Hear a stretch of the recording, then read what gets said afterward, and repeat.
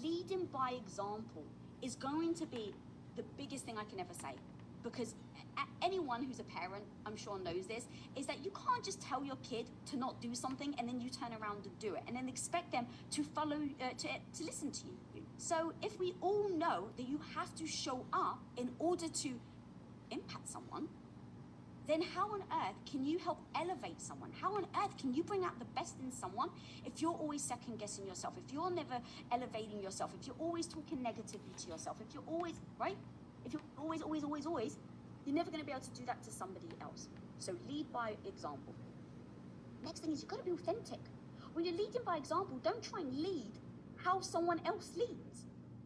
And this was like one of the biggest things. And I was trying to come up with an example of what Tom did to lead, and there's this profound moment. So Tom has always understood connection. And so when we first started Quest, we had our first facility in Compton, and we put a call out on the streets. We actually didn't care about what your history was. We didn't care about if you had a criminal record. Like, as people who had growth mindsets, we were like, who are you today? And who do you want to become? I don't care about your past. If you're willing to show up and work damn hard, then we want you as part of it. And so here are these ex-convicts who have nothing in common with Tom, but they get along so well.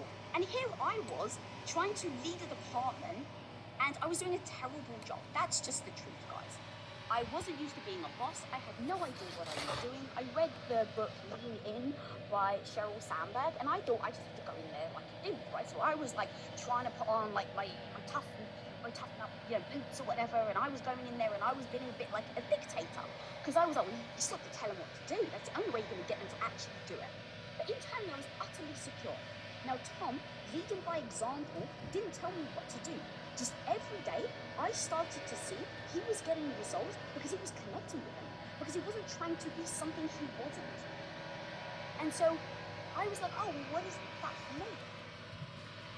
Tom led by example. He showed me that his authenticity didn't then go, well, what does Tom do? Let me just copy him. Which I'm not going to lie, I tried that. It just didn't work. I then went, oh, it's authenticity that he's doing. So I need to imitate his authenticity, not imitate his actions. And so I just sat back and I was like, all right, what do I have in common? I was like, I love Tupac. I was obsessed with Tupac. I'm a 90s chick. Give me hip hop all day, hip hop and R&B. And these guys love hip hop too. So I was like, okay, in order for me to connect with my team, this was the problem that I was having. I saw Tom, he led by example. I tapped into myself, what is my authenticity? I came up with Tupac. I then got speakers, put them in my shipping facility, which was 10,000 square feet at the time. And when I was finding it hard to motivate people, I would go in there, I would clap my hand, all right, peeps, let's do what Tupac does. Let's get this going. And so I would blast Tupac, we would start rapping, and the team just seemed so damn excited. I was able to, get the process faster. So let's say they were boxing and it took them an hour, I was actually able to get way more speed out of them by being authentic, going in, forgetting about the Sheryl Sandberg book where everyone told me to just lean in, and I was authentic.